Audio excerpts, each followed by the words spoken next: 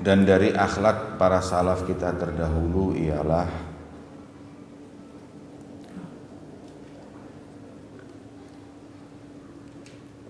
menyetujui apa yang diingkari atau dikritik oleh orang-orang yang mengerti fikih.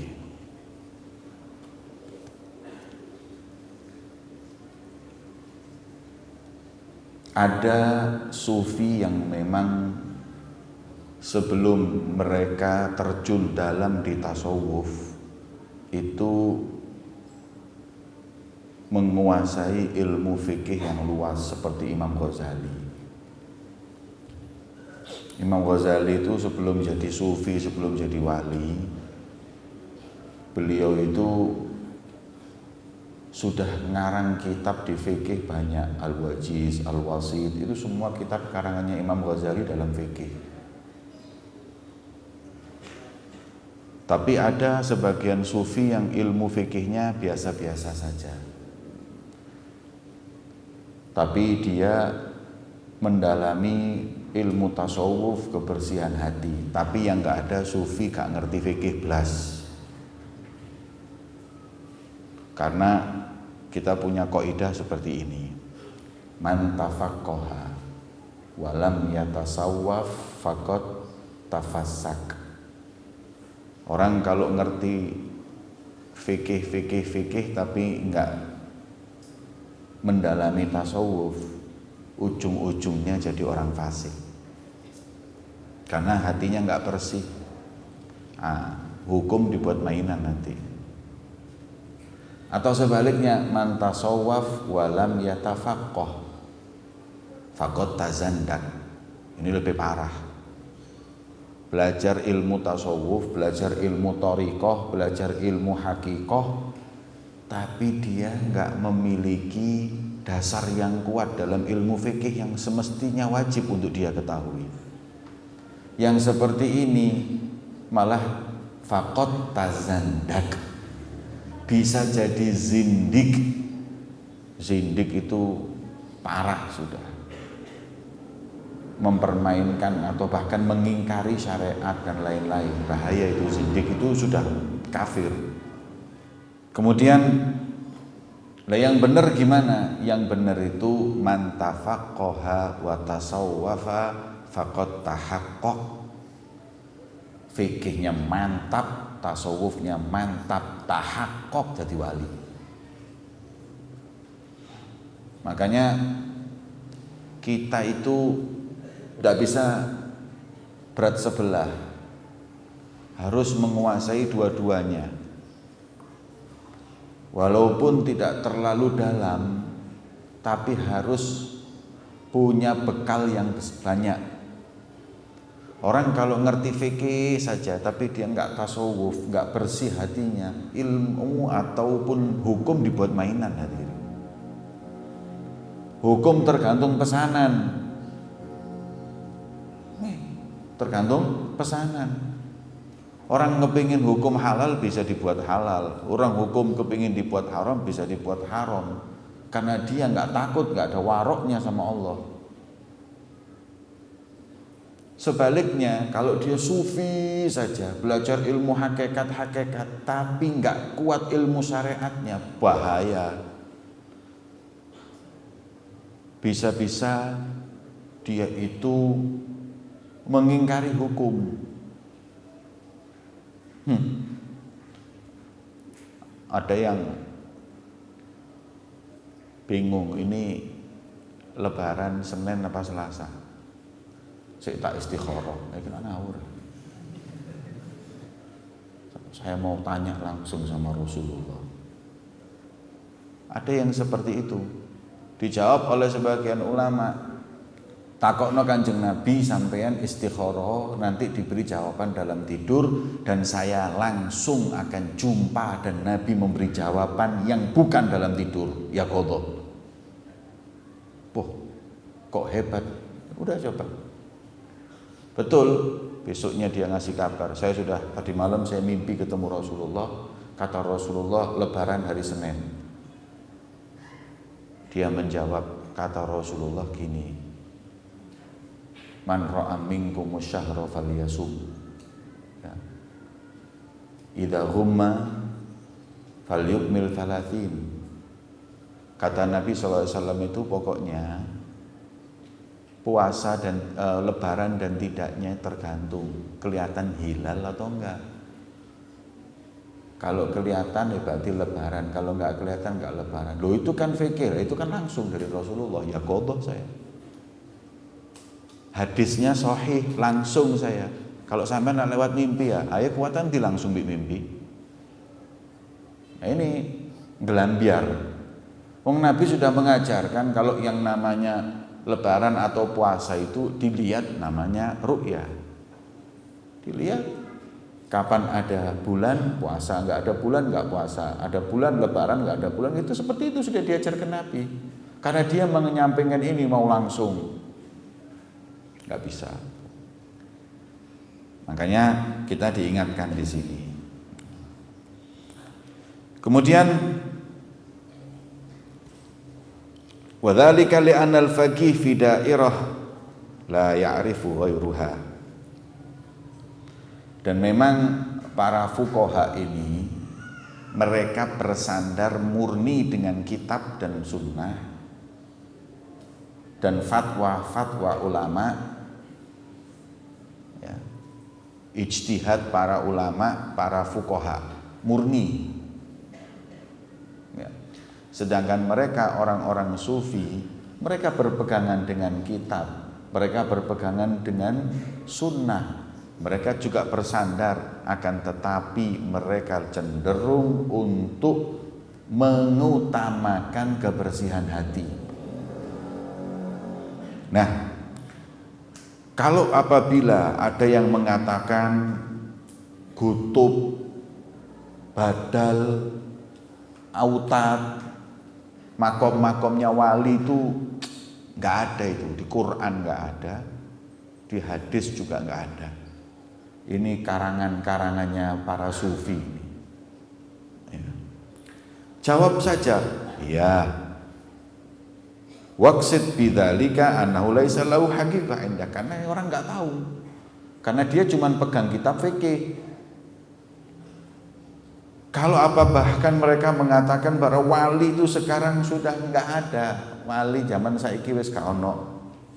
Sudah putus, nggak ada lagi yang namanya aulia. Jawab saja, nggih. Karena itu keyakinannya. Bahkan kalau mereka mengatakan Nabi Khidir itu enggak ada, yang bilang Nabi Khidir hidup terus sampai sekarang itu enggak ada. Maka katakan iya. Ya. La siyama in ata bi kalam ahadin mimman yungkir dzalik ka Ibnu Taimiyah. Kadang mereka itu menolak ini semua berdalilkan fatwanya Ibnu Taimiyah. Kita tahu bahwa Ibnu Taimiyah orang alim, Syekhul Islam, tetapi maaf, punya suatu keyakinan yang melanggar ijma' ulama, khususnya dalam keyakinan masalah tajsim wa tasbih, atau dia mengatakan bahwa Allah itu di langit, yang sebelumnya belum ada yang mengatakan seperti itu. Itu disebut dari ulama ahlul kalam mengatakan bahwa zallahnya Ibnu Taimiyah, keplesetnya Ibnu Taimiyah ketika mengatakan bahwa Allah itu tinggal di langit, di arsy, di sama arsy. Nah, ini tidak ada sebelumnya ulama yang mengatakan seperti itu. Ya. Tapi Ibnu Taimiyah ini akhirnya dibuat sandaran oleh orang-orang sekarang yang mengaku dirinya katanya salafi. Jadi para salafi ini mereka merujuknya ke Ibnu Taimiyah. Tapi juga enggak semuanya Ibnu Taimiyah. Dilihat dulu Ibnu Taimiyah yang cocok itu diambil, yang enggak cocok ditinggal. Kayak apa contohnya? Ibnu Taimiyah membolehkan maulid. Kenapa salafi nggak mau maulid? Anda ambil keyakinannya Ibnu Taimiyah yang urusan Allah di arsy atau di langit. Tapi keyakinan fatwanya Ibnu Taimiyah yang mengatakan maulidan boleh, kenapa Anda nggak mengatakan nggak boleh, malah bid'ah? Berarti gimana ini Ibnu Taimiyah ini? Ya seperti itu. Kemudian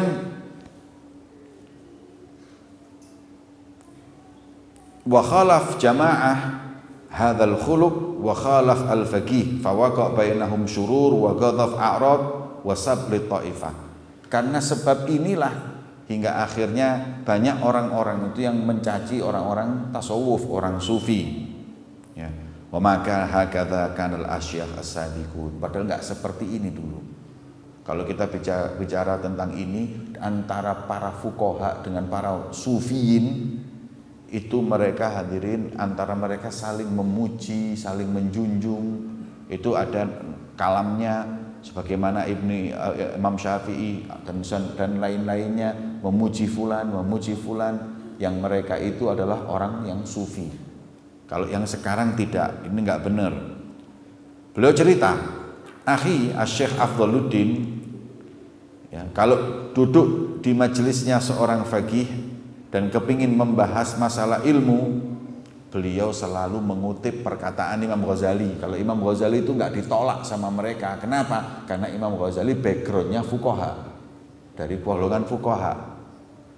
Ya, lain dengan sebagian sufi. Kemudian li'annahu min da'iratihim fil asal. Sebelum ditasawuf, Imam Syafi'i itu memang menggeluti fikih. Ya. Dan mereka kalau sudah dikasih dalil Imam Ghazali, mereka terima. Kultu, padahal kedudukan badal, watat, kutub itu ada dalilnya semua. Di antaranya hadisnya Nabi yang mengatakan inna budala ummati lam yadkhulul jannah bi kathrati shaum wala shalah innama dakhaluha bi sakhawatin nufus wa nushilil ummah. Badal di umatku ini mereka enggak masuk surga cuman karena banyak sholat ataupun banyak puasa, akan tetapi mereka masuk surga karena bersih ataupun dermawannya mereka dan suka memberi nasihat kepada ummah. Ini salah satu. Dalam hadis yang lain, inna abdala ummati. Ya, jadi ada dalil tentang badal dan lain. Kemudian yang lebih jelas lagi dalil tentang badal, kutub, autad dan lain-lain adalah perkataan Sayyidina Ali. Siapa Sayyidina Ali? Pintu dari kota ilmunya Nabi Muhammad. Ini. Jadi memang yang mengatakan dengan jelas tentang badal, watat ini Sayyidina Ali. Sampai beliau mengatakan apa? Kana Amirul Mukminin Ali radhiyallahu taala anhu yaqul al-abdal bisyam. Kebanyakan wali-wali badal itu ada di Syam. Syam itu mana? Suriah. Syam itu Suriah. Palestina itu Syam. Daerah sana itu banyak badal. Wali-wali badal itu banyak di sana. Kemudian kata beliau wan nugaba, wali-wali Nukoba itu di daerah Irak, ada di daerah Irak sana, wali Nukoba. Nujaba adanya di Mesir. Ya. Ini jumlahnya oleh orang-orang ahli tasawuf ditentukan, jumlah mereka sekian di setiap zaman. Kalau meninggal ada gantinya, Ya. Kemudian ditanya Al-Imam Abu Abdullah Majid Al-Juraimi rahimahullah ta'ala, apakah wali abdal itu ada yang perempuan? Ada enggak wali? Kalau perempuan wali banyak, tapi yang sampai derajatnya badal, abdal jamaknya. Maka beliau menjawab, qala na'am, iya ada. Ya, ada.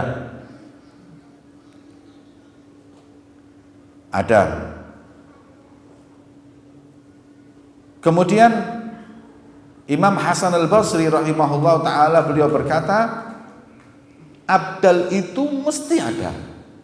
Di setiap zaman hampir tidak pernah enggak ada, harus ada.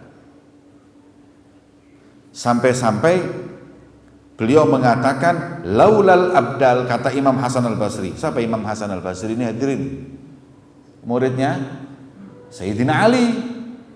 Makanya orang-orang sufi ini kebanyakan sanadnya Imam Hasan al-Basri, Sayyidina Ali. Beliau mengatakan kalau abdal itu jumlahnya berkurang atau bahkan nggak ada, la khusifatil ardu biman fiha, niscaya bumi ini akan hancur dan penduduknya. Laulahumu bainal anami ladukdikat ardun wajibalun lirtika bil khotiyati. Kalau bukan karena mereka para abdal, maka niscaya gunung, bumi akan digoncang oleh Allah Subhanahu wa ta'ala, hancur dunia ini. Makanya jumlah mereka ini pasti ada. Kemudian walaulal ulama, ini yang pertama, abdal, ini makomnya tinggi, badal. Badal itu bisa dianggap bahwa mereka abdalun nabi, mereka di bawahnya kutub. Kalau kutub, waduh, kutub itu orang yang dalam rutbah atau kedudukan wali yang di bawahnya nabi sudah. Itu nanti disebut dengan siddiqiyatil kubro, makomnya dukur wis. Saking tingginya makomnya, biasanya kutub itu tidak pernah diembat lama oleh seseorang. Saking beratnya. Saking beratnya. Dalam perkataan ulama lain, Rasulullah itu kalau bangun itu kan sampai kakinya bengkak. Kemudian kalau ditanya, kenapa kau sampai seperti itu ya Rasulullah?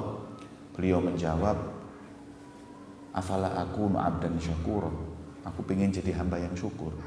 Tapi sebagian lagi ulama mengatakan Rasulullah itu sholat sampai bengkak kakinya itu saking beratnya nubuwah. Jadi pangkat kenabian itu nggak ringan. Nek umpamane pangkat gutub itu mampir nangkon sak detik gendeng kon. Keadaanmu kayak gini, mlebu langsung rumah sakit jiwa kon. Oh, banyak yang nggak kuat sampai mati. Ya, enggak, kecuali orang yang kuat betul keyakinannya kepada Allah, kuat semuanya, baru bisa lama. Jadi kutbiyah itu makom yang besar itu sampai pernah suatu saat Habib Umar mengatakan apa? Ketika ada orang tanya tentang kutub, beliau menjawab apa? Ini makom yang tinggi, seperti aku dan sepertimu, mengucapkannya aja nggak pantas.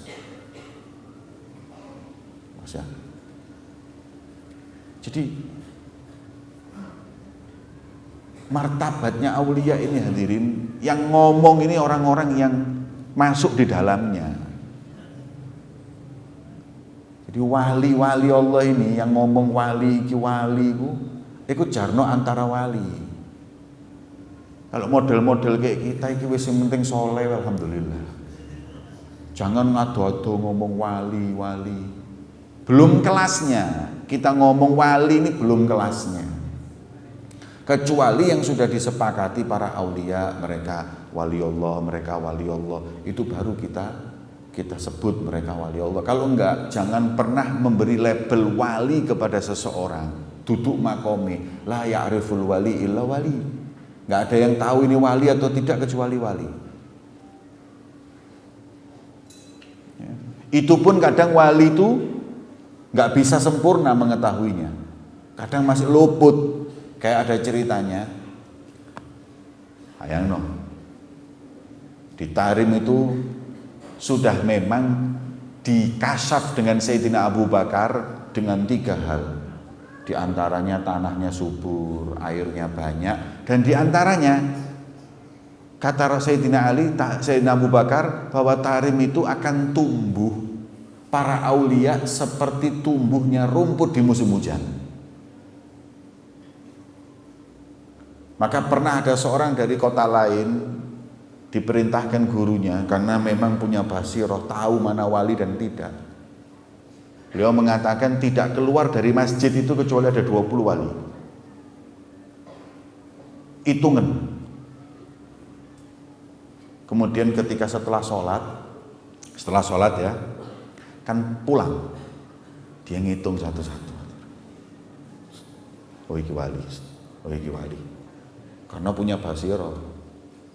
Nek kon sing ngitung wis keliru kabeh. Sing mbok wara-wali sing serbanan tok, durung tentu. Ya, wali ku syaratnya duduk serbanan, gawe masker syaratnya.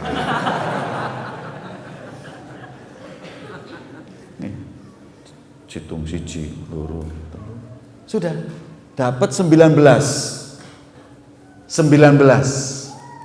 Kurang berapa? Kurang 1. 19 kurang 1. Bingung endi ya rek, sing endi wali, sing endi. Subhanallah. Ya. Subhanallah. Ono polisi metu. Silup. Polisi metu. Kan sudah dihitung keluar semua, tinggal 1 keluar polisi. Mau ditulis. Masuk silup wali rek. Gak mungkin lah ya. Polisi ku wali lek wis turu, polisi tidur. Gak mungkin polisi ku wali, mungkin. Berarti saya kehilangan 1 orang. Subhanallah, polisi ini nepuk dodone. Pundaknya. Tulisan aku. Kaget, ya Allah rek, tarim rek, polisi ini lho wali. Waduh, godek-godek. Hebat. Nah, sampai seperti itu. Jadi yang tahu tuh orangnya. Enggak pernah suatu saat saya dan guru saya lagi duduk gitu. Terus ada 1 orang yang ya mungkin husnudzon atau gimana ngomong, Habib ini ada fulan bin fulan, Masya Allah Habib orangnya baik, dia itu wali Allah. Kaget Habib. Hah? Masya Allah. Apa sampean sing bagi-bagi wali kok sampean neru? Iya. Kata Umar, orang nggak gampang ngomong wali. Ini yang bagi wali ini ya Allah yuwazzi'ul auliya, yuwazzi'ul wilayah, bagi-bagi kewalian. Hebat sing luwih top sing ngomong iki. Iso bagi-bagi ke wali ki duduk arek. Ya. Makanya jangan sembarangan ngomong iku wali, itu kok endi kon ro? Lek kon wali baru. Gak ro wali kecuali wali. Gak ro bajingan kecuali bajingan. Kon lak ro bajingan. Delok ora ini kok ada bajingan. Kon ro wis kalah. Apal lagi. Betul enggak? Enggak. Gak ro pemain ya kecuali pemain rek. Iki modele doyanan iki rek, delok toko motone dan ngombe. Kok ngerti kon wis padha. Nah, kalau orang ahli ibadah, basirahnya buka, dia tahu mana wali, mana tidak. Lah kalau kita kan enggak, wis gak usah ngomong wali, wis duduk makome. Kecuali yang diomongkan orang. Orang yang aulia ngomong fulan hadza wali min auliyaillah baru. Kayak saya pernah dengar guru saya Habib Masyur. Itu jarang orang di Hadramut guru-guru saya ngomong wali-wali itu jarang. Cuman saya pernah dengar yang dipuji sama beliau Habib Masyur, Mufti Tarim, beliau sudah Masya Allah. Itu ada di Surabaya, sudah meninggal. Aslinya Gresik, Habib Husain bin Abdullah Segaf. Itu suatu saat, karena saya waktu ngaji gini, waktu ngaji kayak sampean gini sama beliau. Tahu-tahu Habib Husain itu datang. Ya, Habib Husain datang duduk di belakang. Disuruh duduk depan, akhirnya maju depan, suruh duduk sini nggak mau, duduk depan. Selesai, kemudian mau ke bandara, izin. Pelajaran waktu itu 1 jam lebih izin, terus ngomong, Habib saya barusan gini-gini, sudah ketemu antum, sekarang saya mau pulang, mau ke bandara, mau berangkat gini-gini. Terus didoakan, setelah didoakan keluar, setelah keluar, baru beliau ngomong, ada min ahli sir, ini wali istilahnya. Itu baru tahu saya. Dan memang kita lihat akhlaknya, istiqomahnya, tidak gampang gitu loh hadirin. nyebut iki wali apa meneh sampai badal iku abdal. Apa meneh sampai ngatur iku gotub iku hadirin. Saya tadi sampaikan, nggak ada orang kuat gutbiyah lama itu hampir nggak ada. Ada wali kutub itu mungkin cuman dia itu mengemban seminggu. Terus gak kuat hadirin. Terus dilepas karena sudah nggak kuat. Yang hebat itu Shahibur Ratib. Al-Imam Abdullah bin Alawi al-Haddad itu tahammal al-gutbiyah, megang derajat pangkat gutub itu berapa lama tahu? 40 tahun.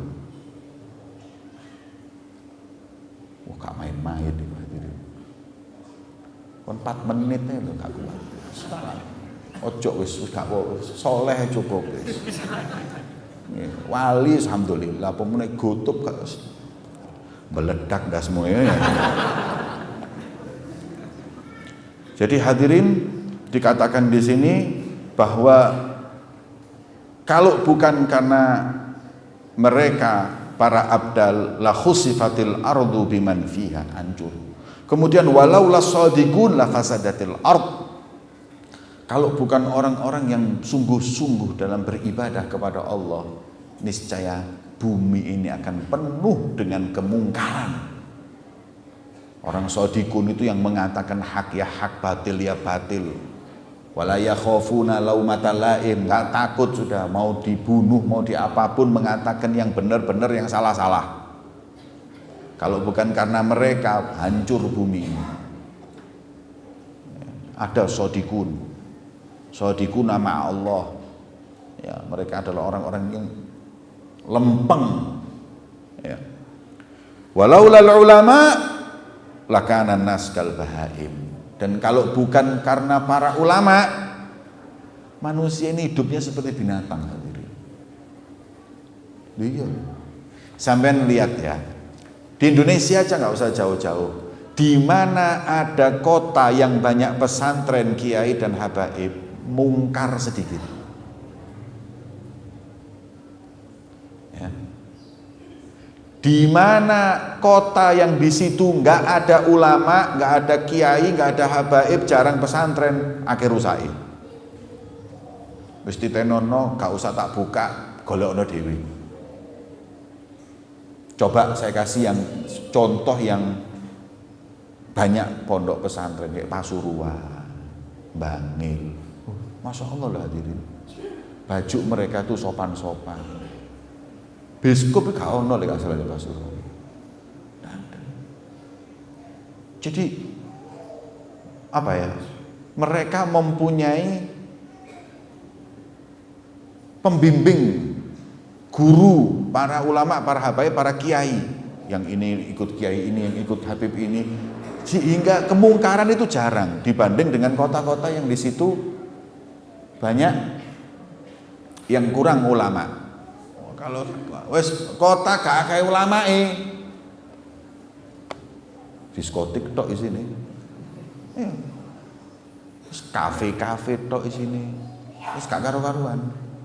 Makanya kalau sudah seperti itu, pergaulan bebas, mau minum bebas, mau ini bebas. Makanya kalau sudah sedikit ulama, manusia itu hidup seperti binatang. Nah, saya pernah masuk ke satu negeri, kalau ulama wis, wong Islam aja minoritas, waduh berat hadirin. Kelambine gak karu-karuan, dek dalan ambung-ambungan sak karepe, kebebasan wis gak karu-karuan wis negara. Makanya jasa mereka para ulama, jasa mereka para shadiqun, jasa mereka para abdal itu tidak bisa kita pungkiri kalau bukan karena mereka hancur dunia ini. Dan stoknya ulama ini masih kurang. Hadirin, stoknya ulama masih kurang. Ini kadang-kadang ada orang yang bilang kayak akeh saiki arek mondok. Enggak. Stoknya masih kurang. Kita butuh mencetak ulama sebanyak-banyaknya karena masih di negeri kita ini yang membutuhkan untuk diajari lebih banyak. Ya. Hanya mungkin kalau kita lihat di Malang masih banyak ya. Tapi coba kalau kita gak usah kado-ado, nang ngene daerah Malang Selatan aja wis mulai kurang. Nyari pondok sudah mulai sedikit, ulama mulai sedikit, itu Malang daerah selatan itu sedikit jauh berbeda. Apalagi kalau kita keluar ke luar pulau. Ada satu kota, satu pulau saya pernah masuk di daerah Nusa Tenggara sana. Itu dulu sebelum ada media sosial itu, mereka sudah nggak tahu lagi mau tanya ilmu hukum apapun nggak tahu sama sekali. Ya.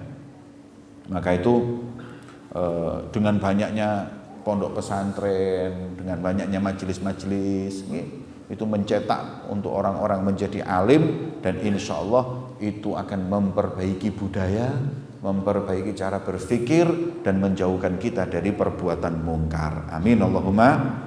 Walaulas sultan la ahlakan nas ba'duhum ba'dhu. Kalau bukan karena pemimpin yang soleh, pemimpin yang baik, niscaya manusia itu semuanya saling perang satu dengan yang lainnya. Ya. Walaulal humko, kalau bukan karena orang yang bodoh, humko ini orang bodoh, orang yang nggak mikir akhirat, pikirannya dunia tok. Kalau bukan karena mereka, dunia ini mungkin nggak maju-maju.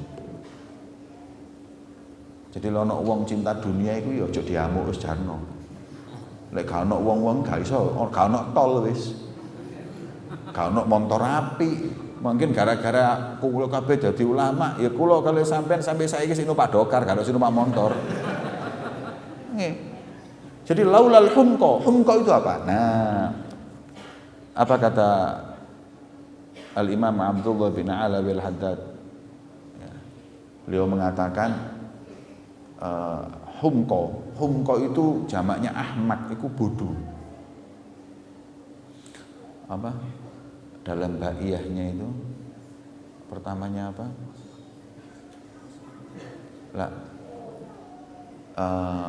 Wal humqa wal hasidina wa man yalwi ala syaghabi. Apa pertamanya itu? Waduh, kakek maksiat ini. Ya. Jangan kumpul sama orang-orang yang humqa, hasidin, wayalwi ala syaghabi, tukang debat. Humqa, jangan kau terlalu banyak kumpul dengan orang bodoh. Orang bodoh itu duduk wong sing gak belajar, enggak. Orang bodoh itu orang yang mendahulukan dunia, lupa akhirat. Padahal dunia sementara, akhirat selamanya. Itu adalah istilah dalam tasawuf bodoh. Mikiri guys, tidak tahu nggak mikiri sing 600 tahun. Bodoh. Tapi wong bodoh iki ana apike. Kalau bukan karena wong bodoh-bodoh iki, gak maju-maju dunia ini. Ya, laulal humqa la kharabati dunia wis gak maju-maju. Sing ngene-ngene tok iki. Tapi karena mereka yang di dunia ini menjadikan dunia segala-galanya, ciptakan terus. Ya. Gara-gara wong-wong sing lali akhirat itu, akhirnya lah terbangun ini semuanya. Ya. Terbangun mobil, terciptakan mobil, pesawat dan lain-lain karena orang-orang ini sibuk untuk bagaimana cari uang di dunia ini sebanyak-banyaknya. Ya untung ono wong-wong itu. Makanya jok dilokno wong goblok-goblok iku hadirin. Kemudian walau larih la antan ma bainas sama'i wal ard. Kalau bukan karena angin ini niscaya bau. Dunia ini bau. Kan kamar mandi, peceren, kemudian got, ini kan bau. Tapi karena ada angin hilang rono wis hilang. Gara-gara angin ikilah akhirnya dunia gak mampu. Masuk di majelis iki ya alhamdulillah kok kipas angin. Nek gak mampu nek kelekmu iku lak nang sebelah iku lak menyiksa hadirin. Syukurono mbek ana angin niku. Ngono sik disalakno loro titik masuk angin. Kemudian Wa kana al-Fudail bin Iyad rahimahullahu taala yaqul, "Ma min nabiyyin illa walahu nadhirun min ummatihi." Ya. Tidak ada seorang nabi kecuali mempunyai kemiripan, ada yang mirip dengan nabi. Nadhir itu syabih, tapi bukan nabi, tapi mirip dengan mempunyai sifat, mempunyai niat seperti nabi tersebut walaupun bukan nabi. Karena nabi itu nggak bisa hadiri, kalau itu pilihan. Sampean kepingin jadi wali so, karena wali itu makom bisa diraih. Tapi kalau nubuah gak iso. Pilihan. Sepakat itu ulama, nabi itu bukan orang yang ahli ibadah terus jadi nabi, enggak. Kalau wali ya upaya jadi wali bisa. Tapi kalau sampean ibadah pun kepen apa jadi nabi wis edan wis gak mungkin wis. Talabal muhal, mustahil, karena nabi atau nubuah itu adalah pilihan dari Allah. Iki mulai lahir gue bakal jadi wali, jadi nabi, wis pilihan. Tapi kalau wali enggak,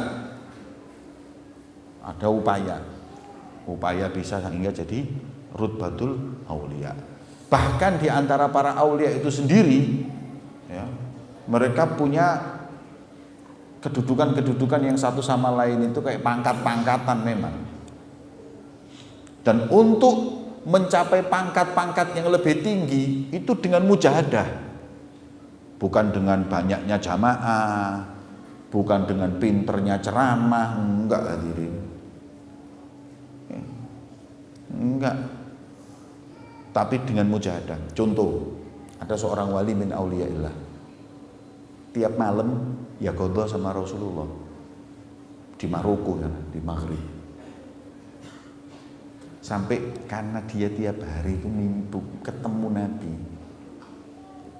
Suatu malam itu dia ngomong, "Ya Rasulullah, apa ada di zaman ini wali yang lebih kau cintai dari aku? Karena kau tiap hari saking ibadahnya, Masya Allah."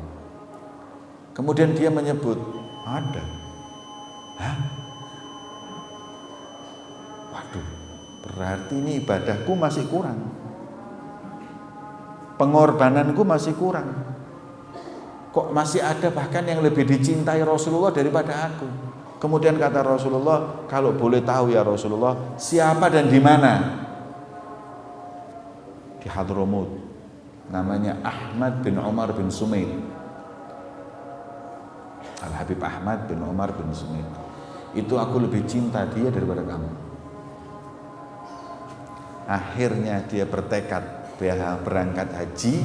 Setelah haji itu tanya orang-orang yang dari Hadramut, ada nggak di antara kita yang datang dari Hadramut? Ada.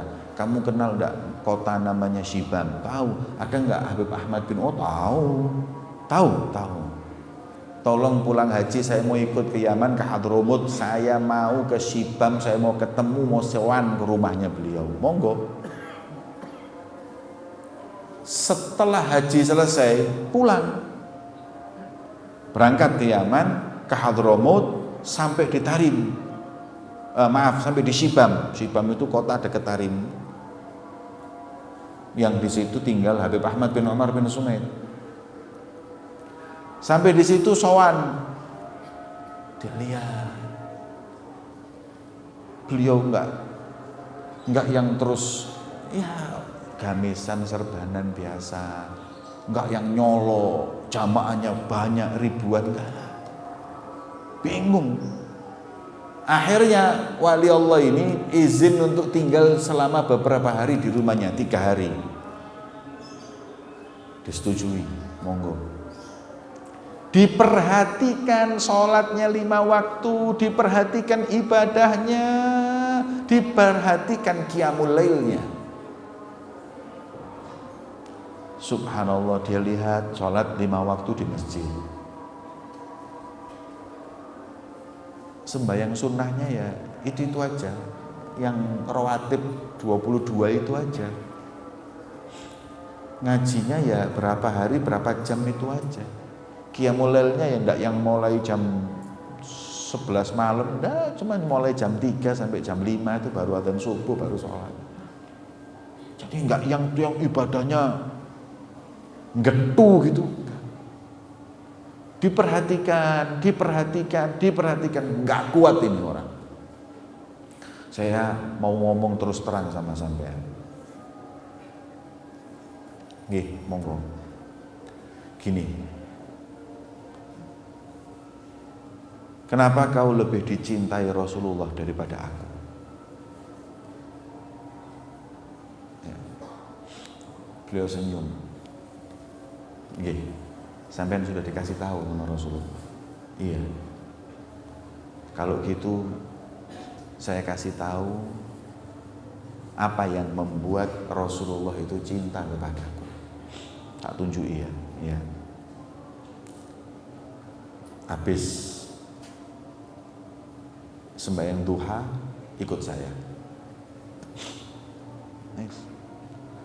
Duduk pagi hari sholat duha, habis sholat duha diajak beliau. Diajak sama beliau hadirin ke sawah. Sampai di sawah ada petani-petani yang mereka itu pengen belajar tapi nggak bisa karena harus bajak sawah. Akhirnya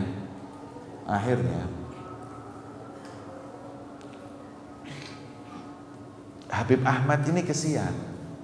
Ini orang pengen pengajian tapi nggak punya waktu, bajak sawah itu sampai asar. Sembahyang duhur berhenti makan siang sampai asar itu pulang sampai rumah itu maghrib, isya sudah tidur, capek sudah. Mau pengajian mau apa gak nyambung hadirin. Maka beliau di waktu pagi hari ketika petani itu bajak sawah, beliau itu sambil bawa kitab di sebelahnya petani yang lagi bajak itu, sambil mentalkin pelan-pelan supaya mereka ngapalin Safinah.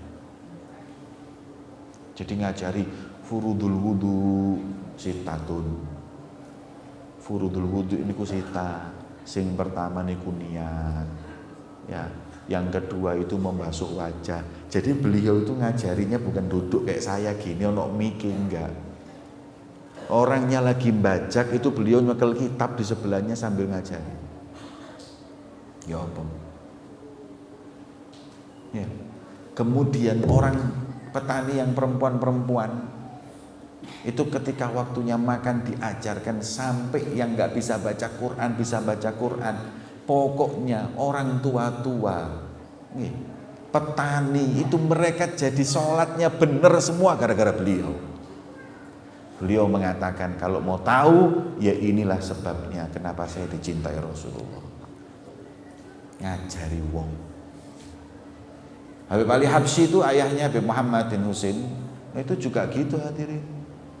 Cuman nggak separah Habib Ahmad bin Umar, kan beliau sendiri mbek jubahan loh hadirin, mbek serbanan loh. Lah saiki lek gak diundang gak berangkat ya. Hah? Ono sing wanang gini bajak sawah sambil ngaji. Enggak diundang gak berangkat. Ono pengajian di kono ya jarno. Lho sampean gak ono sampean ngisi gak ngundang kok. Entene diundang hari. Kalau beliau tidak datang. Habib Muhammad bin Husain itu waktu dakwah di kota Sewun, dia sama murid-muridnya gini, datang ke sawah. Petani yang lagi bajak sawah dipanggil, "Kene yo. Lu gua kene tak ajari, lu sing bajak sapa? Muridku, gantian." Muridnya yang gantiin bajak, dia yang ngajari. Kenapa? Karena dia tahu ini orang-orang kalau dia itu tidak bajak, siapa yang kerja? Makan apa? Jadi akhirnya digantikan. Sampai segitu orang kalau dakwah. Nah yang seperti itulah yang dicintai, bahkan kedudukan kewilayahannya, kewaliannya tinggi di sisi Allah Subhanahu wa taala. Mugi-mugi kita semuanya diberi istiqomah oleh Allah Subhanahu wa taala hingga kita insyaallah senantiasa dicintai Allah dan Rasulnya, diridhai Allah dan Rasulnya. Amin Allahumma amin. Ala hadhihi niyat wa kullu niyat salihah jami'a li khairi dunya wal akhirah. Allahumma shalli wa sallim alaihi al-Fatihah.